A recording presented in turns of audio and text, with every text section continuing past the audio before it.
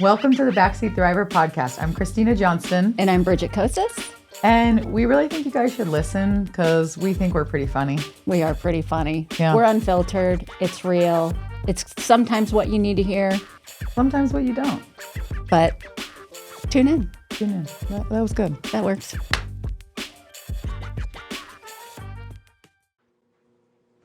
Welcome. Good morning. How are we doing today? Oh, we're doing good. Happy Friday. We're doing good. We're loaded up on French toast and bacon. And hash brown. Hopped up on coffee. Hopped up on coffee as usual. Tina gave us a little extra love this morning. Yes, she did. And if you haven't, go to Bisbee Breakfast. And see Tina. And see Tina. Ask to sit in Tina's section. She's a hoot. We love her. She's our favorite. So, Bridget, today's kind of a big deal. I mean, it feels like every week I say that, but today's like a really, really big deal. Is it? Yeah. I don't know why. Is it a big deal, Christina? We've got a big deal guest today. Uh-huh. We've got a big deal weekend. I don't know why. I mean, I was just hoping that I could sleep all weekend, but now I just love the option of being able to sleep in. When you have the option to sleep in, you don't. Yeah. But I was at least excited for the option to sleep in instead of waking up at 5:30 every day. I mean, I know that's like what normal people do, but. Well, I mean, I think a lot of people do that to work out, which I still don't get. But No. I woke up this morning and I was like, my hair's still wet. That means one of two things. I took a late shower and I didn't get enough sleep. It's like, oh, my hair's still wet. It's supposed to be dry already. That's really sad. It was really sad. You know, I think our guests can relate to that too. I was watching a video of his on TikTok when he was getting a haircut. And so, you know, I think today we're going to be talking about all kinds of things. I think we're going to be talking about hair. I think we're going to talk about fashion, and we're going to certainly talk about some food. We are. And this is like for Live the Dream Media, this is Food Friday. So we walk into the studio this morning and it smells like burgers and deliciousness. So if you're looking for a burger, swing by the studio and ask for one. we've got a couple. Can you imagine? But I'm not going to lie. It kind of smells like onions and farts when you walked into the studio. I was like, this is awful. This is so bad. This is Throw so a bunch bad. of men in a little room with a bunch of food. Onions and farts. Good times. And some beef. Good times. You can just get a little smell in there. Yeah. You know, I'm going to just like stick with what I'm thinking about, how good my French toast was, and I'm staying with that. I'm going to agree with you. Shay, can we get a close-up on my hat really quick? Okay. Can you get this? This hat is in honor of our guest. This is for my guest. Check this out. I had the ode to Italy. And this hat was probably made in China, but I bought it in Italy. Therefore, it's authentic. So, all right. Well, I say we get to this with that perfect segue of Italy. Okay, so guys, we are so excited. The man of the hour today, Giovanni Contrada. I got to meet him last month, and we had so much fun. You stopped him, didn't you? Oh well, I mean, I knew what I was walking into with this guy. So let's get Giovanni. Let's get him on the screen. Welcome to our show. Thank you so much for being here. Well, thank you so much for having me. Hi, Christina. How are you? Hello. Okay, so we've done our research on you. We know a lot of things about you, and some you might have even forgotten is out there. So I just want you to be prepared today that we're going everywhere with you. We're gonna go down some rabbit holes that you might not even have remembered existed. So are you ready? Oh, I'm ready. Just throw it at me. I'll do the best that I can. Perfect. Thank you so much for having me here. My first podcast interview ever, so I'm under like an extreme amount of pressure to perform here. Yes, you are. Let's go. So you know, don't blow it because you're riding on this. Yeah, I'm totally don't know if I'm gonna fuck this all up. And well, the beauty of Bridget and I is we will tell you if you do, so you don't have to wonder. I always love it when women tell me I'm doing something wrong because I figure that's the only way I can learn how to do it better. At least you're open to feedback, Giovanni. We'll just take that in itself. Well, look, my early childhood, growing up in an Italian American family, it was, all my mom and her sisters, my aunts, they were the nucleus. They were the well, in no small part, like the dictators, that basically fed us, clothed us, told us what to do and when to do it.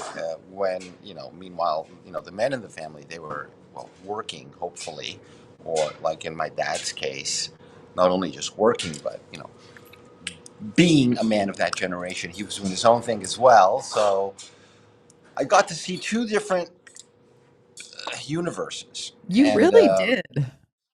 yeah, and that fucked me up, like going because I really wasn't sure what my role in the world was. Was it like this, my father figure, masculine guy, or was it my mom who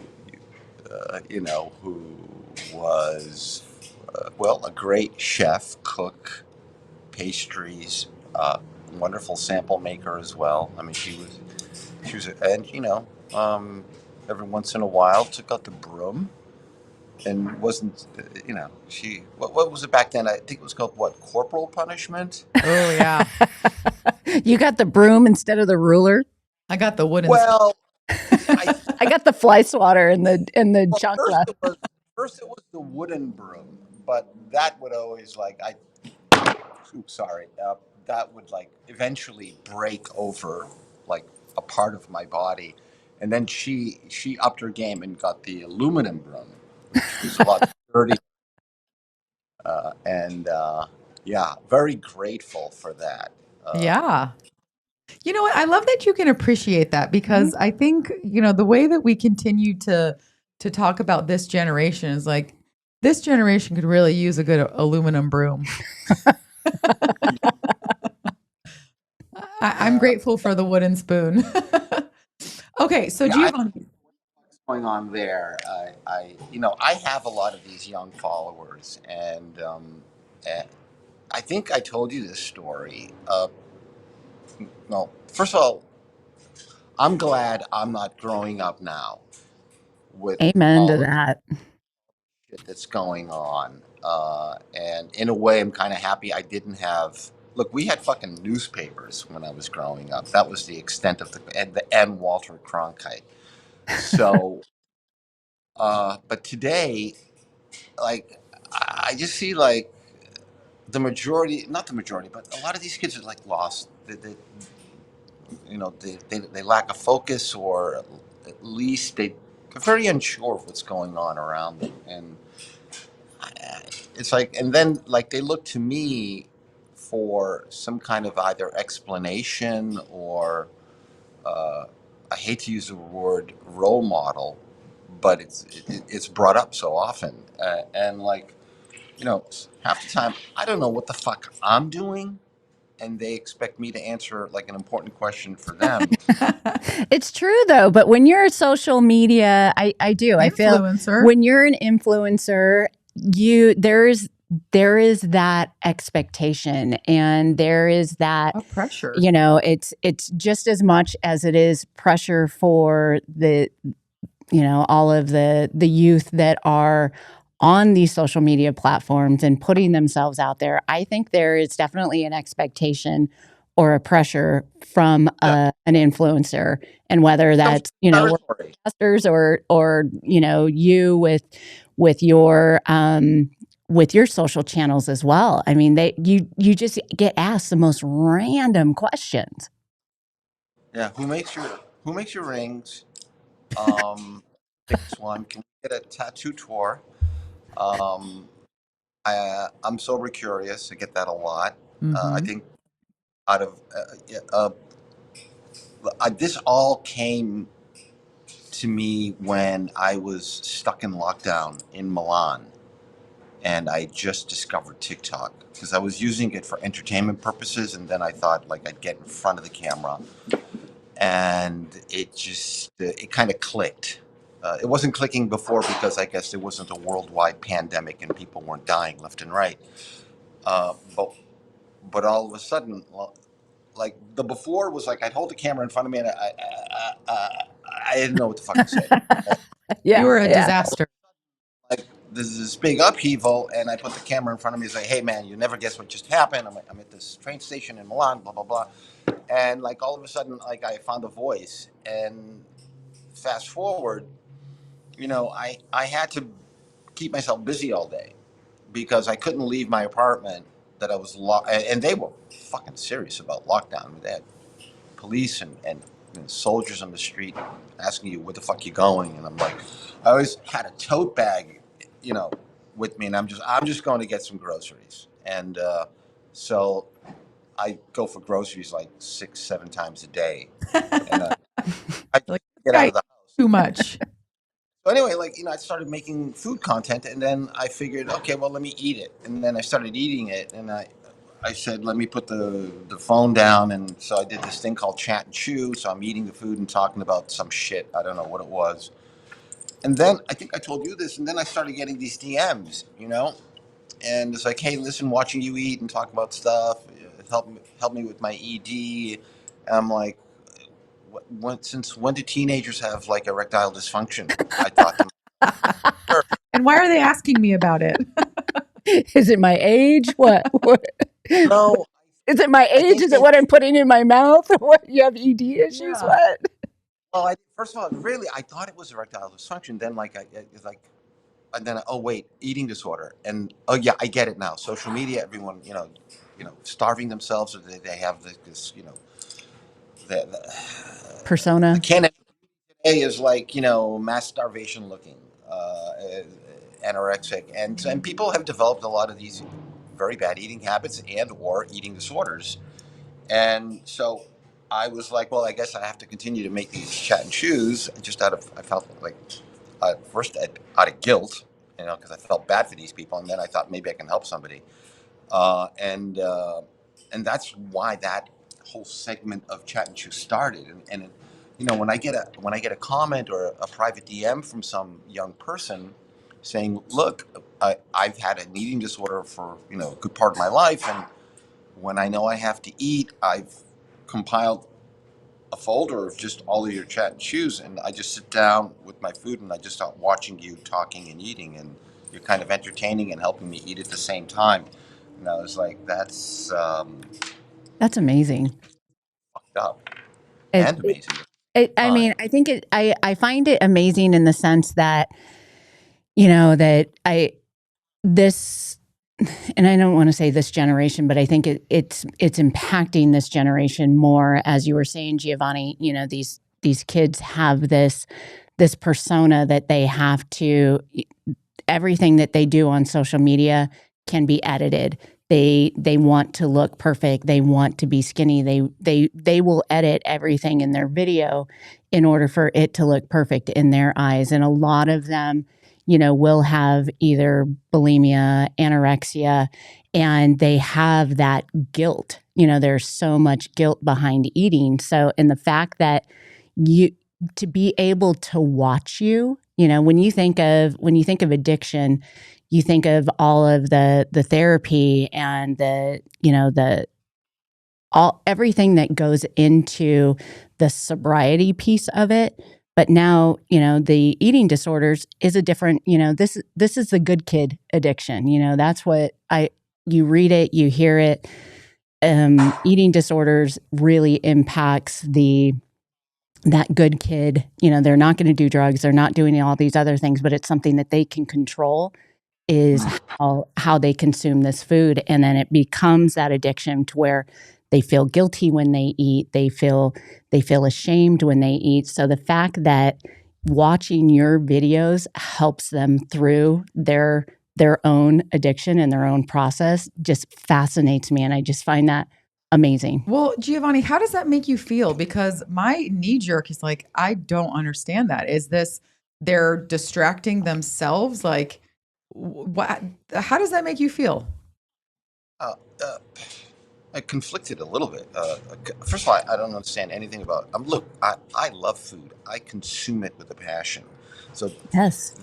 that's totally alien to me. I can empathize, but I can't relate. Um, so I'm in my first immediate thought is like, how can I help a person like this by just like fucking talking and eating at the same time, Yeah. And then I can't make that I can't make that connection. Um, I'm a lot more comfortable talking about like drug addiction and alcoholism because that's I'm a recovering alcoholic and drug addict. But then it's all like it's all an ism, is Yeah. what I realized later on. It's like that whack-a-mole thing that we talk about. Like after I put the drugs and alcohol down, and like all of a sudden like this sex addiction popped up, and then I put that down, and then it's like a fucking yoga addiction popped. It's like I can't do anything with moderation, you know, and I have to be very very aware of that constantly. It's like now it's like it's all about fucking work and making money and getting out there and being popular.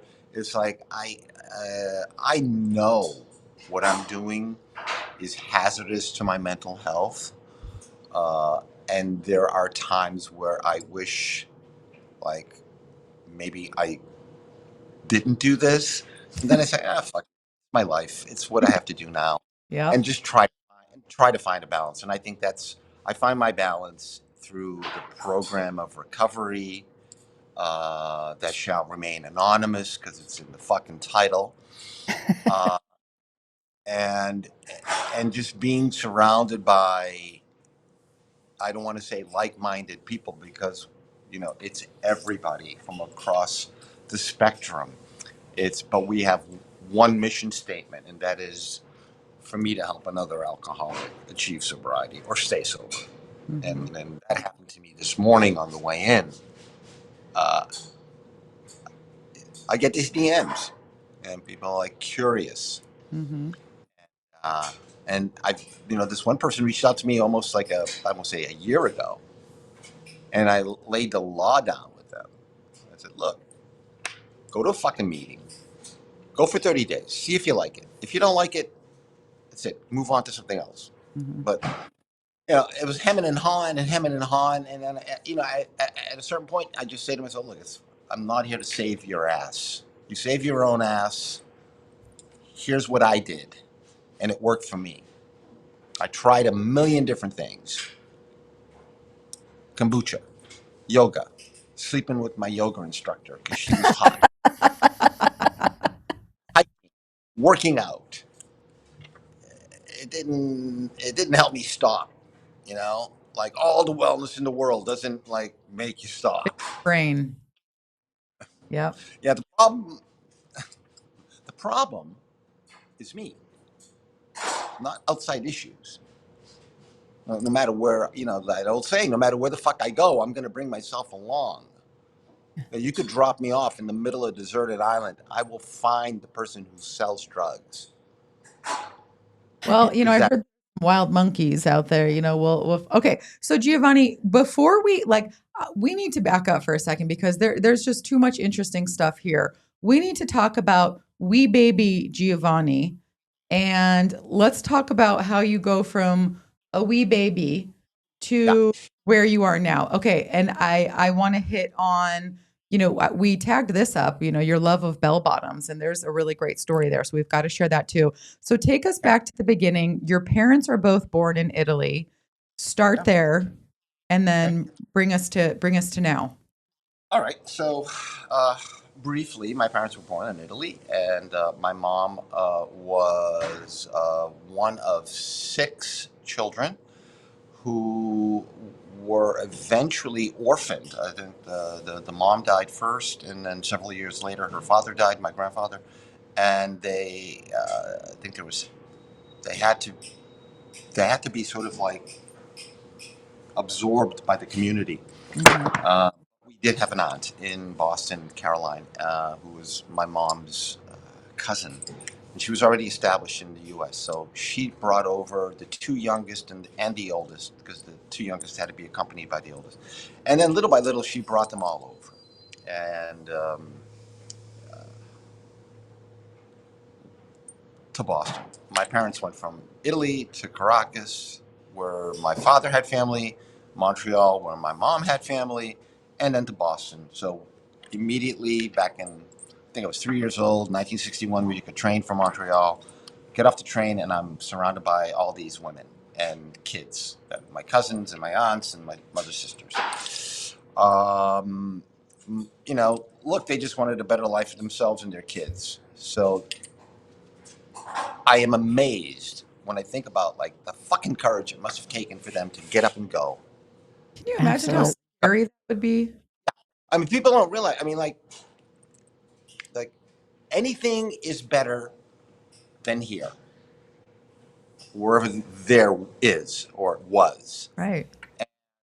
And they just, my dad was a barber. My mom worked in clothing factories, and she was very good at what she did. She was the sample maker, so that means the best person. They give that job to her, make a sample, make it look good. And it was 1968. I'm 10 years old.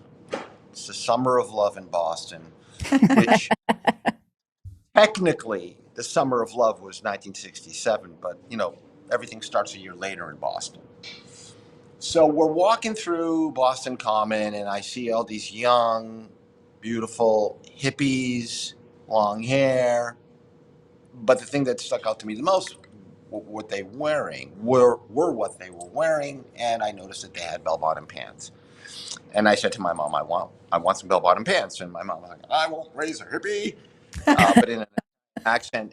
But I was really insistent, and so she said, okay, let's go shopping. So we went to a couple places, and they're like, dude, look, we don't make it for 10-year-old boys. We make them for young women. But sorry, dude, you're fucked. And then, like, my mom said, hey, I have an idea. So we went over to the fabric store, and she took one of those simplicity patterns that come in those little pouches for, I believe it was like a teenage young woman or girl. And then we picked out some fabric, and then she started making them for me, retrofitting it for me. And so, like, my mom had a little studio downstairs in the cellar. So, look, we get up, I go to school, they go to work, we come back, my mom makes dinner, we clean up, and then we run downstairs. And I see this process happening in front of me. It took about 3 or 4 nights. And I could, she made me participate. Like, how Like you do it. Yep. And I was actually interested in it. It wasn't like, oh, I'm going to go watch Star Trek upstairs. Thanks. You just get to work. Let me know when they're done. Right. So I stayed down there and I saw the process, and it didn't take very long. That was the other thing that fucking amazed me.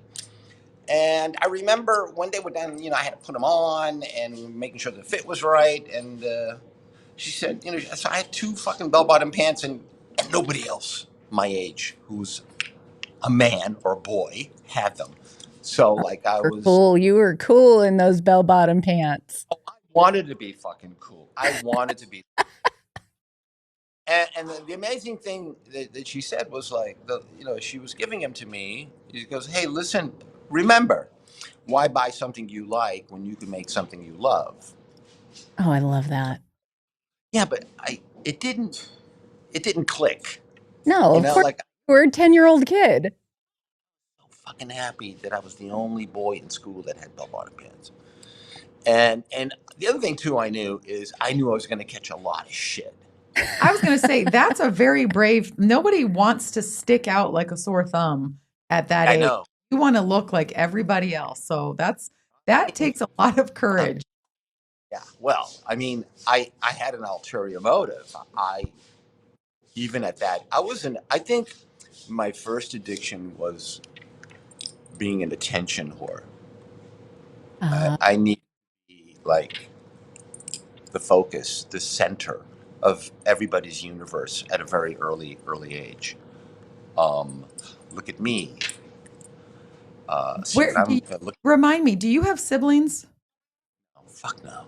So you're an only child. Okay, so that not at all perfectly in line. Okay, you were an attention whore. Yeah, and I was a spoiled brat, and I got whatever I wanted, whatever I asked for, at a very early age, much to the chagrin of my parents. But hey, look, what do they know? You know, I'm the only one. I mean, look, here's the thing: they weren't perfect, but they did the best they could under the conditions that were given to them. And you got, as a child, to parents either living or dead, we forget they didn't come with the manual on how to raise us. No. They were thrown to the wolves just like everybody else. Yep. And some of them did a good job, some did a mediocre job, some did a shitty job. But at the end of the day, they did the best they could. And I didn't realize this until, you know,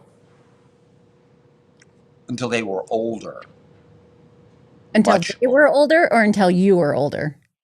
Well, we were both older, but like, they were closer to the end than the beginning. Let's put it that way.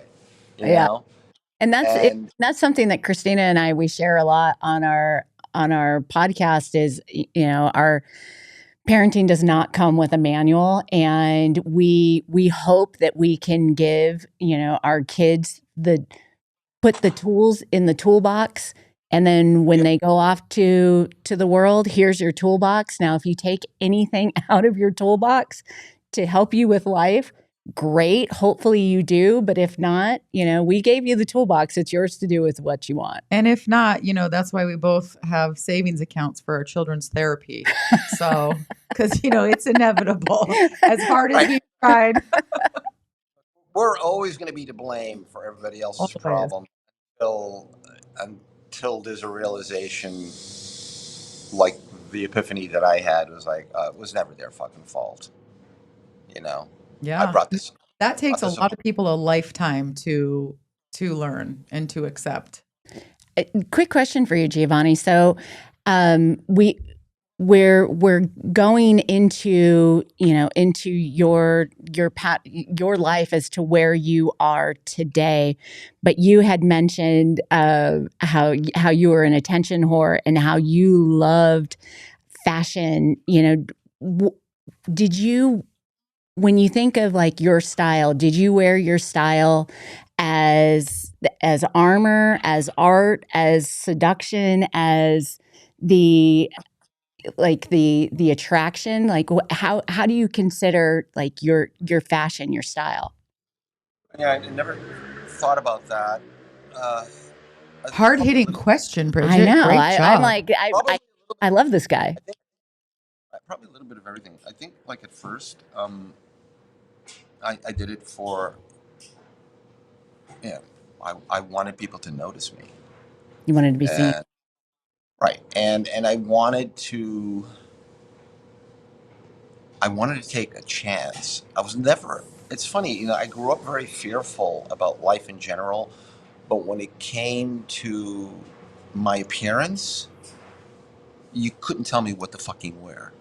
And I've had these incidences with, you know, past girlfriends, former wife, where, like, questioning the outfit that I'm putting together, and I'm like, don't ever tell me what to fucking wear. That's the one thing you cannot tell me. No, I actually responded like that. I mean, don't tell me what to fucking wear. And like, again, this was like me in a different life. But that's why you got divorced. Angry young man. But to swing back to your question, I think I was always never happy. Look, there's this whole saying in recovery, it's an inside job. All right. Yeah. What we're trying to achieve is balancing the way I look on the outside with how I feel on the inside. So I was always much heavier on this part and totally empty on that part. Low self-esteem, very, very fearful. I would use my ego and attention whoring escapades to try to balance that whole thing out. I was the tears of a clown, if you will. I was just never very comfortable with who I was. And I thought, if I can at least make people think, self-seeking, of course, this is all part of self, that I am better or more emotionally stable than I'm actually feeling, the clothes were like an armor, yes. Mm-hmm. Mm-hmm. Then at the same time, the jabs come, like, I can't tell you how many times people would mistake, well, they wouldn't mistake, they would just, like, say things to me that were not true. Uh, I don't know if I think you call me a faggot, or like you're a fucking idiot, or look at the way you're dressed, or I no uh, doubt. Sure, you got a wrath. yeah. But that was kind of at first, and I didn't understand that, like, well, that's because they don't understand what the fuck I'm trying to do. Or again, I always made it about myself. It's like, I cared, but at the same time, I didn't give a fuck, because I was going to do what I was going to do. And I think deep down inside, I knew that I could do this fairly well. Mm-hmm. And How long have you been in your journey of sobriety? 12 years, last October 1st. We're in April now, so yeah, 12 and a half years. Congratulations. That's awesome. That's Would wonderful. you say, with where you're at now, do you think that the inside matches the outside now, or do you think that's a lifelong? I think it's a little bit closer, in that balancing thing. I've learned to not only accept myself as to who I was and what I am today. I do really like myself. I wouldn't say I love myself, because I'm always confusing lust for love, and so I got to be really careful. Do I lust myself? Do I love myself? It's like, here's what I'm gonna quote somebody. I'm gonna quote Kurt Sutter, or Kurt Sutter. He's a writer. Sons of Anarchy. Right. He Yes. wrote, I'm a pile of reworked flaws woven together into a semi-functioning human being whose glass house is always in order of repair." Oh. Then he goes on to something else. Uh, That's and deep. the content is, towards Harvey Weinstein. But that part, when I read that quote, I was like, oh yeah, he's probably in recovery, maybe. I don't know. And I kind of like live. It's not a philosophy so much as a guardrail for me. Yeah, I am a pile of reworked flaws woven together, semi-functioning, maybe a little better than that. Okay, but look, I suit up and show up every morning, put the best foot forward, and hope that I'm just not going to be an asshole to somebody today. That's the goal. Don't be an What asshole. That's a pretty good daily goal. Like, just don't be an asshole. Just don't be an asshole. I like that. Giovanni, what are some of what would you say some of your tips, or like these are some of the things that have gotten me through the day on how do you balance indulgence and intention? Well, Another. sometimes, it, uh, like, that's a minute to minute thing, not a Yeah. day. I've got to break it down into these small segments. I love So, that minute to minute thing. Isn't that true for so many of us? From wardrobe to kitchen to life to this podcast to relationships to everything. Like it can be messy as hell, but how do you do it with intention? Yeah. How do you do it with that intention to get you to keep on your journey of sobriety? let's take out the toolbox. Yeah, Okay, let's so take out the toolbox. my biggest tool that I have in the toolbox on the daily is pause when agitated or doubtful. That's important. That, again, is a minute to minute thing. Right? That's Like, important. Yep. it's like I used to be shoot, ready, aim. Yeah. Like, okay, you know what? I need a moment. I need to like really think this out because restraint of pen and tongue and sometimes thumbs, right? Before you Sure. send that email off or before Oh, that's the hardest The, part. the restraint before of I say what I really pen and tongue say, and thumb. Ugh. before I say what I really want to say is like, let's run that by the filter first. Let's How stop does and that stop. sound coming out? What is that going to sound like when I say it? If I We had a podcast with a therapist, and that was one of the things. She was like, the greatest thing that I could teach you guys today is the act of stop. S, stop. T, think. O, observe. P, pursue with caution. I was like, that is genius. I love this. Yeah. And to your point, like, hold on, I need to pause. I need to stop and think. Well, but then at the same time, like one of my favorite things is, no, I hate thinking before I talk. I like being just as surprised as you with what comes out of my mouth. Like what's well, going to be today? FYI, I gave the filter the morning off today, so it's Oh, we I'm feel gonna. special. Uh, Okay, Giovanni, take yeah, us to. Okay, so you are a big deal. Okay, so these Our listeners blazers have no clue. Well, that's some of His them. listeners do. His Our listeners listeners. don't. Okay, so this guy has created an empire out of handmade blazers. I mean, this is true. You are all over. hand dyed. I don't make anything by hand. Well, you color them by hand. I dyed them by hand. Yeah, Yeah, that's that's what I. freaking homemade. I'm sorry, you're making cookies out of a box. That's homemade, right? Okay, so take us.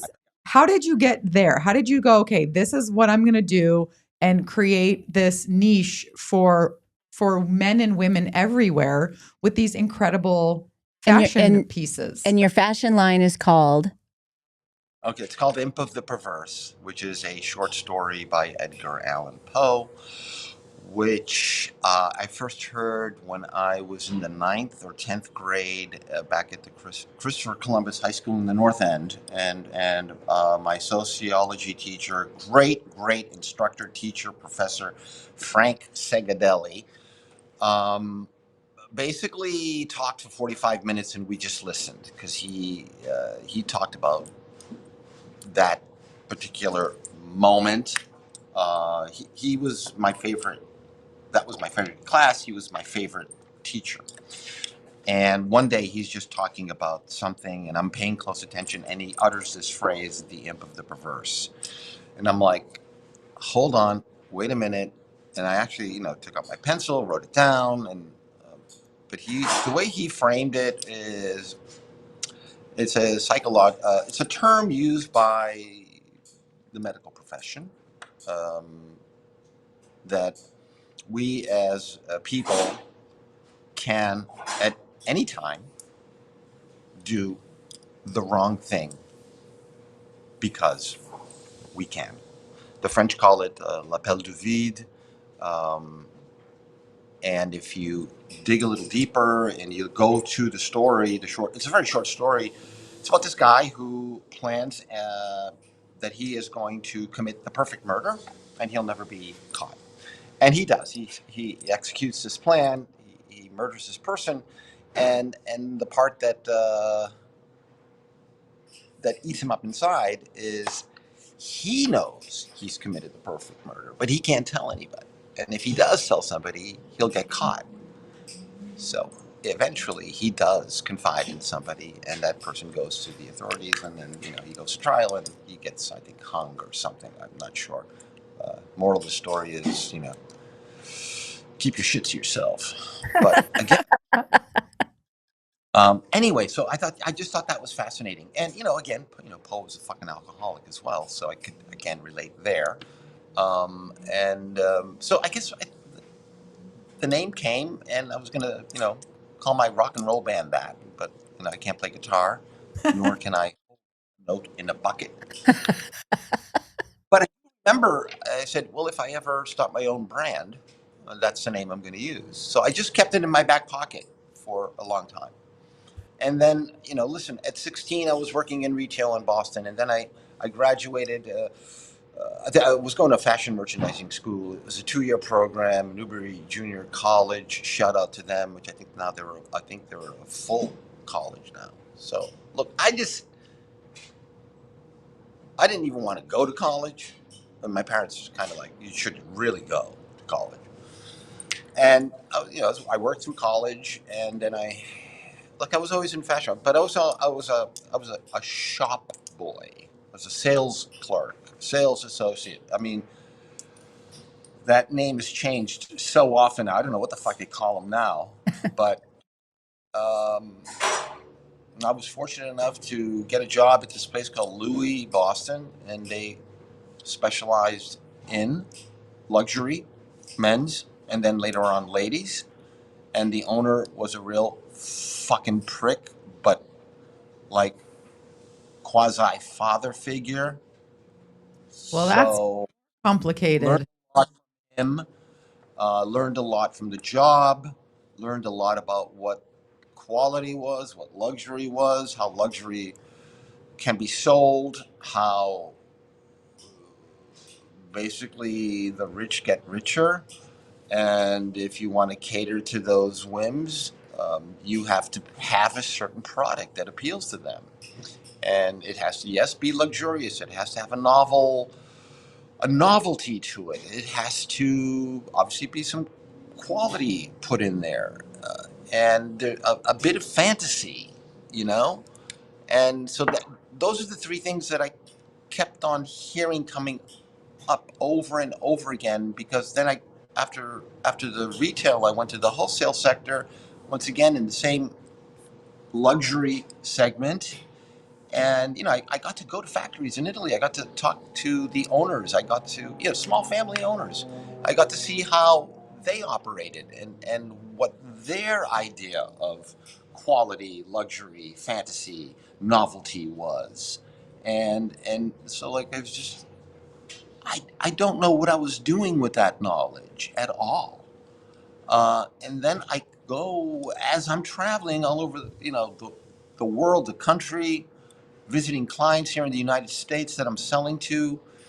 I meet artists, I meet some talented designers back in Italy, and like they were put in my path for a reason. And the one night I can remember, I was talking to this guy called Maurizio Altieri. He was doing this collection called Carpe Diem, and it really it really resonated with me. It was like the first time I saw a collection where I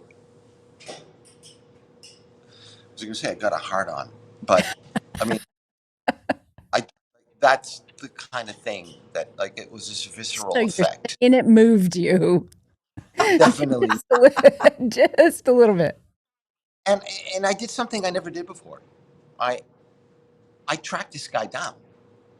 I found out who he was, where he operated out of, called him up, said, "Look, you're in Perugia. I work with the company in Perugia. I want to stop by. I need to meet you." Just like that. I've never done that shit. And he goes, "Yeah, come on over." And so we made a plan. I got there, and I was like, "Oh fuck! Look at this. This is amazing."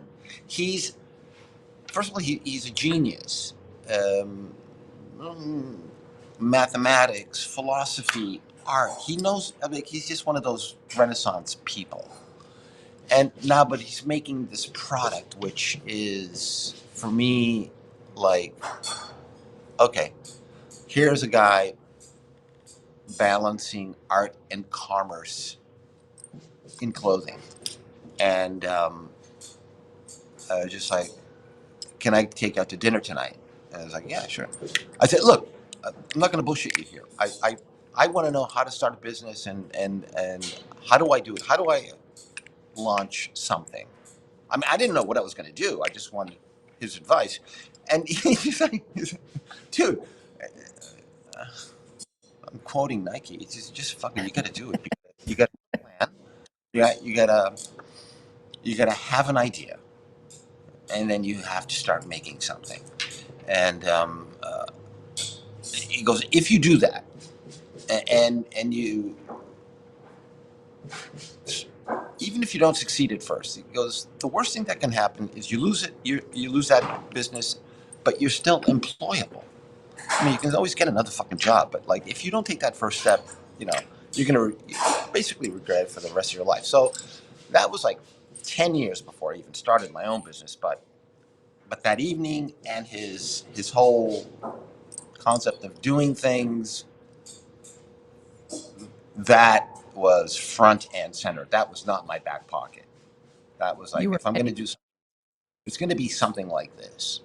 So I'm a tweaker, uh, not in the sense that I smoke meth and tweak, but I That's the only kind I know. it it got to the point where, like, if I bought something that was an article of clothing, I would have to like do something to make it distinguishable. Oh, you'd have to tweak it. Right. Okay. And I started with that, little things. Uh, Fast forward to 2003, I got this job as a rep. We moved from New York to LA, my ex-wife and I. She wasn't my ex-wife back then. Lovely woman, by the way. And so I was a rep for a clothing manufacturer out of Italy, and they were like a day late and $1 short, but they wanted to pay me this absurd amount of money, so I took the job. And it was like the worst fucking job I ever had in my life. The only saving grace was that every season they would ship me, I don't know, anywhere between 30 to 40 samples. And they ended up in boxes in my garage. Uh, and so after 3 years, I can't do this anymore. I was maybe a month of just like kind of like not working. And then one morning I woke up. I never did this back then, but I woke up at like 6 o'clock in the morning, and my wife's like, "What are you doing?" I said, "Hey, listen, remember last week we were at your sister's? She said I could borrow her sewing machine. You think I can call her?" She says, "But wait till 9." And then I went downstairs into the garage, and I climbed on top of these boxes, trying to open up. There was a couple of things in there that I kind of liked, and I thought maybe I could do something with them. I was like, I was possessed. I really was. All of a sudden, I became like, I don't know who the fuck I was. A But you week earlier, or clearly. 2 weeks earlier, I met Dina. Dina is a designer. She makes her own clothes. I got the sewing machine. I called Dina. Can you come over and show me how this thing works? And she came over. She goes, yeah, just this, that. I goes, that's it? She goes, yeah, it's not fucking rocket science. And then she walked away, and then I took the garments. There were 2 or 3 or 4 of them, and they were like really good sport coats, blazers for men. And they were cotton linen, maybe cotton cashmere. I don't remember, but I threw them in the washing machine. And my wife was like, "What the fuck are you doing? You can't wash that. So you got to be dry cleaned." Hush. Quiet. And that's how it started. And then the weirdest fucking thing happened. This is wild. I like to this day it boggles my mind. For the next 3 fucking months, I'm living, breathing, eating, sleep, and not sleeping. And I'm just like, I'm taking things apart. I'm putting them back together. I'm going to the library. I asked the librarian, "Where's the books on dyeing cloth?" And she shows me, and I open up the book. It's like a bucket, hot water, dye, soda ash. I said, "That's it? Oh, fuck." And then there's Ballard Artware. I go in there and I said, "Hey, do you have any textile dye?" "Yes, here, right here. And you need salt, and you need soda ash, and you need this." "Okay, fine." And then I went out and bought some Hanes. Can't call them wife beaters anymore. Tank tops. Uh-huh. Uh, they come like a dozen in a pack, and they're 100% cotton. So I started experimenting on how to, like, before I did it to a garment. I made these really cool tank tops, and even my wife liked them, and my friends liked them. And it's like, fuck, give me a couple of bucks, so I'll make you one. And so like I knew I learned how to dye because I knew what I wanted. I wanted that the Italians have a word for it, mal tinto, which translates to Tinto. badly dyed. Oh. Unevenly dyed. So it's not a solid color. And so I got the technique down. And then I fucking did something, like I never did. I started dyeing the blazers, and I started like understanding what the raw edge was, and then I made it a little bit different by inserting another piece of fabric in the middle, a cotton twill, and little by little, the kernel of the seed was sprouting, but I was still way off, and but eventually, it like just fucking came together. It's like I've been sitting on this thing for 38 years, gestating it, and then I just like had this baby. Popped. Right. And like now all of a sudden, like, right, it's not avant-garde. Like, 'cause I thought I thought that's who I was. I thought I was an artist. I'm not. I'm fucking like I'm a punter, as the English like to say. I'm a 9 to 5er. I bring my own lunch, the brown bagger. And I'm a classicist trapped inside an avant-gardist. So I said, okay, well, let me just marry the two together. I'm going to make fucking blazers. It's got 2 sleeves, a front and a back, right? And so I'm going to make them in fabrics that I know I can dye. So obviously white, cotton linen, whatever. I'm going to take that idea and I'm going to twist it and knot it and dye it and show people. And then all of a sudden, oh, by the way, I started doing that by going to places like H&M and Uniqlo and Mango and buying up as many of the white items that they had that was natural fabrics, and deconstructed those and bought them for cheap and sold them for an absurd amount of money. That's the American dream. A lot of work goes into it. Well, look, I may have a low self-esteem, but I have a high self-worth. And again, Very always. Okay, so Giovanni, but it's because you have such a beautiful rack behind you, can you show us a couple of your pieces? And like, your stuff is so incredible. I want everyone to get to see this. Well, these are the seersuckers. I do have some. Let me show you. Come on, you got a minute? Yeah, let's get in. Let's get in here. Fit check. Looking check, good. 10 out of 10. I love that jacket. When you were at the store in Tucson, did you? The velvets. Did you? There was no velvets, but I did talk to Sydney at W Boutique, and she said she's getting more in this week. So I will be and she was wearing the velvet. It was so stunning. So if you're interested, if you're locally interested in going to see these jackets, and I did confirm there are a couple left, and I'm getting over there. W Boutique and at Phillips Plaza. St. Phillips Plaza. All right, so this is the classic seersucker jacket, right? Mm-hmm. The white blue. I grew up in Boston, so this is the de rigueur of Boston. I one of those, Giovanni. That's all you get to see. You saw it at Brooks Brothers. You saw it, the old money shows no money, Bostonian. So that, again, is one of these ideas that came to me when I was thinking about, like, holy fuck, what am I going to do next? Right? That's always my biggest fear. What am I going to do next? Yeah. So,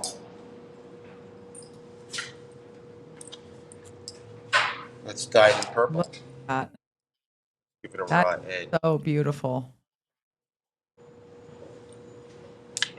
Oh, the green. Man, if you're not watching this on video, pop over and check out this video because these are stunning. Look at that. Those are gorgeous. 3 best-selling colors. Are. And for those that are listening to our podcast, Giovanni is showing his blazers and the amazing colors that that he is creating. Oh my gosh, this is so beautiful. No, So I showed you though. I showed you at the store that, like, every garment gets its own little story, right? yeah, I didn't. okay, yes, show us this because this is such a I, cool detail. I have to go find it. Hold on. Hold on. Okay, stay put. Okay, so while he's looking for that, so Giovanni has 1.4 million followers on TikTok and over 60,000 on Instagram. And so just to set the scene of like this this is some crazy stuff. This And is our so biggest star. this is our biggest star. And so we've only got about 10 minutes left. So we're going to check out a few more of his blazers, but I really want to hear, how do you go from you're stuck in Milan during COVID and you start filming, and then all of a sudden you've 1.4 million people watching your every move. So we'll get to that in a second. Okay, so Giovanni, you found what you're looking for. If every jacket comes with a little story or provenance, and it's basically the model name, the fabric, the button, and then I only have three sizes: sexy, molto sexy, and molto fucking sexy. I love that. Because I don't take myself that seriously, personally.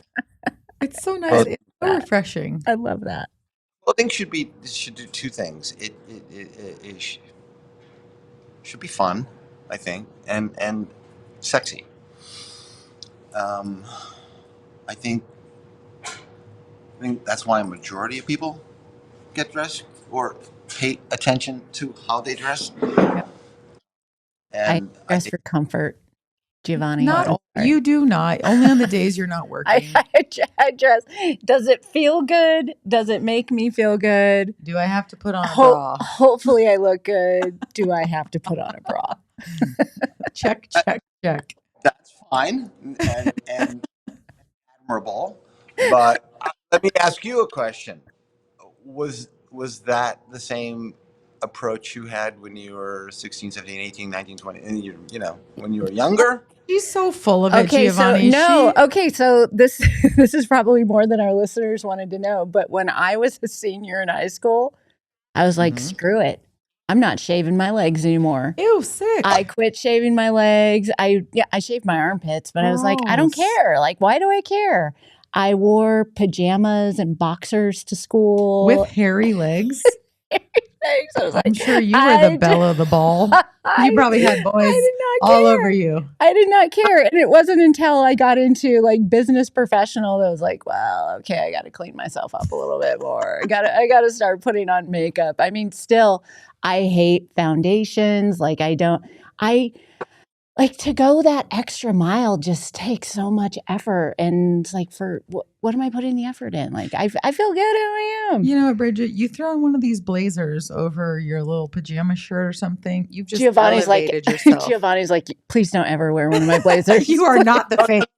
No, actually, no. I was going to say something different. I think you were so ahead of your the curve, because what you just mentioned when you went through that phase, it's like what young kids are doing now. Like, they're wearing their pajamas, they're but not shaving their legs, not shaving their underarms. It's like they're doing that now. This is just gross. Pajama day in school now. Like, the kids get to dress up to go to school in their pajamas. I know that. I do not allow my kid. We had a yes day and he asked to wear pajamas out. And it was like, that is my biggest pet peeve. Do not wear pajamas in public. Are you serious? I hate it. When I see grown men wearing pajama pants, I just am like, you're in public. Dude, how old? That's what I say to myself. How old? I just want to go up to him and say, dude, how old are you? Are you still 12? Right? Put pants on. Yes. But that's the same kind of problem I have today with what young people are wearing. And, everybody wants followers, yet everybody just follows along and does what is acceptable. And I think, look, the pendulum swings from one extreme to another. And right now, it's like all the way over into soft clothes, comfortable clothes. Yep. And Athleisure. yeah, or streetwear, if you will. It's like, if I see another fucking hoodie, sweatshirt, sweatpant, I'm gonna like just fucking kill me now. The hoodie is for our anxiety generation. I was actually just reading that the other day. Like, why does this generation constantly wear hoodies regardless of dead the of summer. temperature? It's like hood up equals don't talk to me. Hood closed and tight equals I'm in my zone. You know, this do not enter my zone. Like they have meanings with these hoodies. But I love Much. how you shared, like, you know, the pendulum swings, you know, where we were at, you know, in our youth to where we're at now. You know, that our show is called Backseat Thriver, and you know, what would you in the backseat of your life say to the you now that's riding in the front seat and that's thriving, like unapologetically thriving?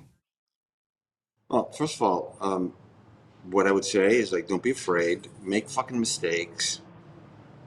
Uh, don't make the same mistake over and over again. I still make mistakes. I'm just making different ones all the time. Learn You know? fast. Yeah, it's like, the definition of insanity is doing the same thing over and over again, expecting a different result, right? So, like, I learned that lesson a long time ago that shit's got to stop because my life was insane. All right. But then I learned also, don't be afraid to make a fucking mistake. Don't be afraid to have other people either criticize you, laugh at you. Again, don't give a shit. Don't be afraid to be seen.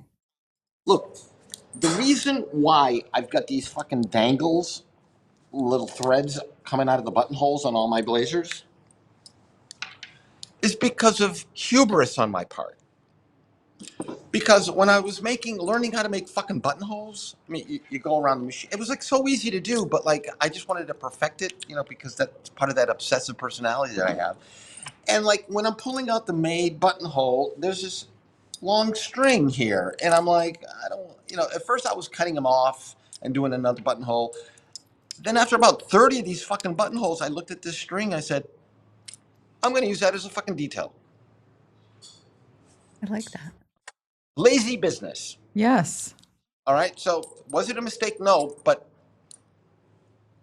it was something that, look, if I didn't learn how to make fucking buttonholes, I would have never known I could do that. You know what I'm saying? So like, you got to step into that mysteriousness of like, you've got to set aside any preconceived notions you have that you think you know, when in fact I do not know. I know absolutely nothing, but remain teachable. Because when I think I've got this figured out, believe me, I am 3 seconds to impact. You know, that's So when the shit that blows up I like that a lot.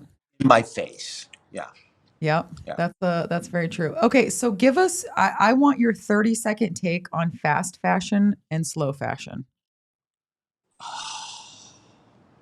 Oh I know. fuck. I know. I know. Well, And I mean, the and go started my business.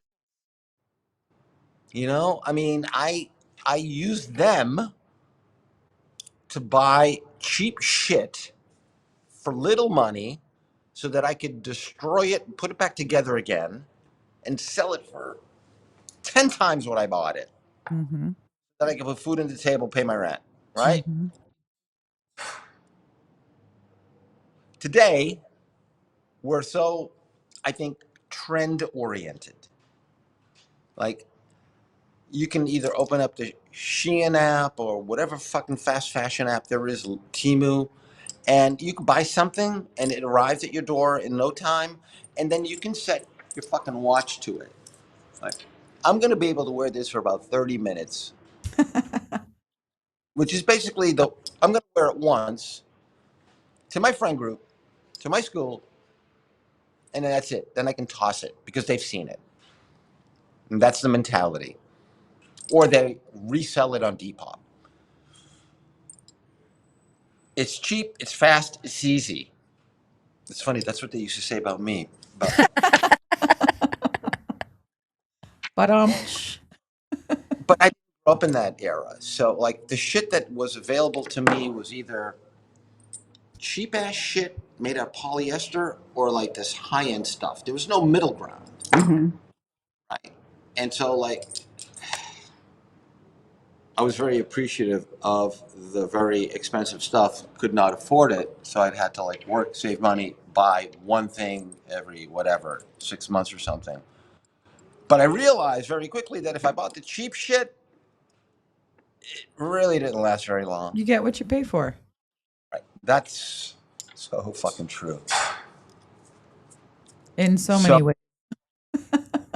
that's my whole thing on fast fashion. I think, look, I don't know. I mean, like, can you tell somebody who's going to school, doesn't have a job, maybe has an allowance, like you should be buying like fucking Prada, Chanel, or something else, or like, and the kids have this other thing too, where they can go thrifting now. So, and these kids that go thrifting, let me tell you what they're doing.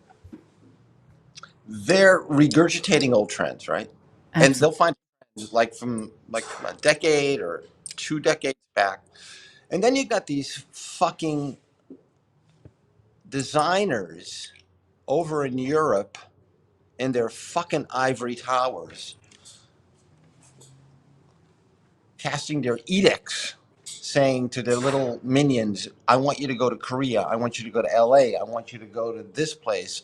I want you to see what the teens are wearing. Find out where they hang out. Take pictures of what they're wearing. What are the new trends? Take those photographs and then disseminate them and say all of a sudden, like, mom jeans are popular again. That's it. The Lord has risen. It's That fucking mom. we have spoken. We have Yeah, spoken. that's what all the kids are wearing. So, like, when they say fashion starts in the street, it really does. Yeah. Absolutely. Okay? Well, and now Pajamas start in the it's street. even, I mean, it's fast fashion because of social media. I mean, you put something out there and boom, everybody now sees it. Versus, like Levi jeans were such a hit when, the Americans started, going to Europe, and then like to have Levi jeans in Europe was like, that was Still is. prop. It still is. There you go. Okay, this is just madness, Giovanni. We have already hit our hour. Like this is how can this be? I don't know. I don't know, but I want to let our listeners know that Giovanni, his website, if anybody is interested, and this is one of the tags on his site, is one of a kind jackets made one at a time. I love which that. I think is phenomenal. So if you're not local here in Tucson, you can find them at impoftheperverse.design. And that's the website where you can see all of his amazing work. You can here locally at the W Boutique at the St. Philip's Plaza. Go in there and ask for one of Giovanni's jackets. Take a look at them. They are hands down phenomenal, and I can't wait to get my hands on one of them as well. Now, Giovanni, you don't know this, but we're going to be doing a little giveaway for your fans. So we're going to share the surprise with you after we wrap the podcast. But we've got something special that we're going to be doing, a giveaway just for your imps. Can I use it like that? Should we call them? Are they impies? Like Swifties? What do your fans call themselves? Have you reached that level? You're the impettes. We're the impets. I love that. Okay, the impets. Great. Bonnie and impets. I love. Oh my gosh, that has kind of a fun. That's going to be Giovanni and the impets. That's going to be our social tag. Oh, for sure. Oh, this is gold. Giovanni, thank you so much. This has been amazing, and I just can't thank you enough for taking time out to be with us thrivers over here. To be with us little impets. Us little impets. Thank you for sharing your story and your wisdom and your journey. And, you may not think that you're making as big of an impact as you are. But Bridget, he's an attention whore. Of course he knows. Of course he knows. But thank you for all that you're doing for your listeners and for your viewers and for fashion. The fashion, the food, the therapy, however they are connecting with you, you're making an impact. So absolutely. I appreciate it, and I appreciate your story and your candor, and I can't wait to learn more about you. All right. Well, listen, I will. Are you also in Tucson? Everyone's in Tucson. Everyone's in Tucson. Yeah. So the next time you come out this way, let us know. We're going to have another trunk show. I'm hoping, because it gets too hot now, but I'm thinking around the holidays, like Thanksgiving, Okay. Christmas. Will you come back? Will you come here in person if we can make it work? Well, it can only be me. There's no one else here. Exactly. I have to bring myself no matter where I go. And I had a really great fucking time in Tucson. Wasn't it fun? Yeah, it really is. It was so cool. Small, big cities. The fact that, first of all, the cost of living is so much better than it is here. I can believe how the prices of food, travel, reasonable. Coffee is reasonable there. Yeah. It's $8 for fucking coffee. Fuck that shit. Yeah, right? And you're a foodie. You're a foodie, Giovanni. Tucson is a huge gastronomy city. It is. That's what I found. That's the first. Look, I check out two things when I go to a new town or a new city, and that is where are the restaurants and where's the fucking AA meeting. There you go. Well, we will be your personal tour guides next time. We're going to take you out for some food that you can't miss. We'll make sure you hit an AA meeting. Bridget could probably use one as well. And we want you to be our special guest again. This was so fun. Content. Yes. Thank you for being. Yes. We got to divergenize you, Giovanni, for podcasting, not for anything else, but for now officially a man of the podcast. Well, that's right. If you guys ever need anything, feel free to reach out. And I think the last question I have, I would love to hear the sound of my own voice when this thing comes out. And how can I do that? We're going to send you the link on Spotify, on Apple Podcasts, on iHeartMedia, and we're going to post it on our social pages. We got some promo coming up for our fantastic imp. So even if you didn't want to see it, you're not going to be able to help it. We're going to blast it everywhere. I'm really looking forward to it. Fantastic. Well, thank you so much, and we will talk to you soon. All right. Bye. Happy Friday, Giovanni. Take care. I love that sign off. I'm going to pause that was perfect. Right. Yeah. All right. So Shay's going to take us away. Giovanni, I hope we're not going to lose you so we can maybe yap with you for another minute. Well, thank you. Thank you to our amazing Backseat Thriver listeners. And you can find us on Instagram at backseat.thriver. You can find us on YouTube at Backseat Thriver. And as always, you can find us on our website at backseatthriver.com. And again, you can find Giovanni and his amazing blazers, jackets, shop the entire collection at impoftheperverse.design. And you can find him on his social media handles as well. And if you're down to watch him eat just the most delicious bagel, you can find him on TikTok. Yes. So, all right. We'll see you next Friday. Thanks.